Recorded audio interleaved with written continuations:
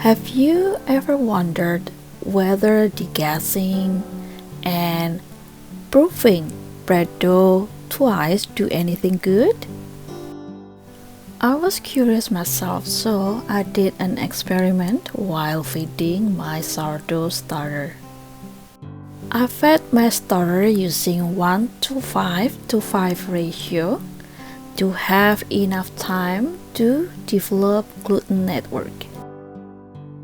That way, my starter resembled bread dough that has sufficient gluten development. Since my sourdough starter is on the wetter side, or it contains a lot of water, I did not need it. Instead, I used folding method.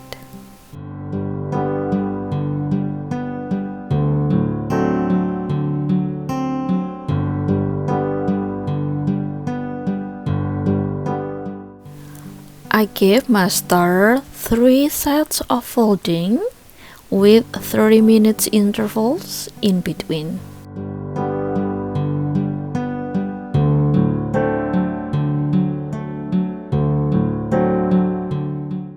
After the last set of folding, I divided the dough evenly between 2 jars.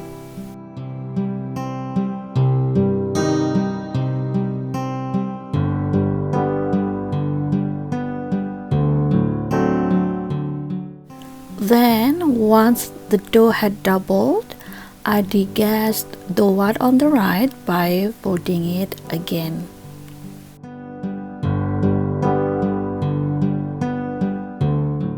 This is how they looked after I degassed the one on the right. The one on the left reached its peak, which was about 4 times its initial height, about an hour earlier than the one on the right. An hour later, the one on the right reached nearly 5 times its initial height. It also had slightly higher pH level, which means less sour.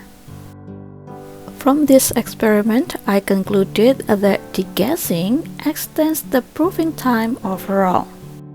However, it looks like degassing produces taller dough, and in the case of sourdough starter, it produces less acidic starter.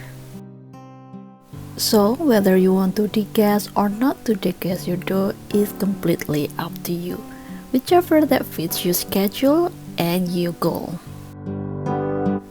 Thank you for watching, and let me know what you think.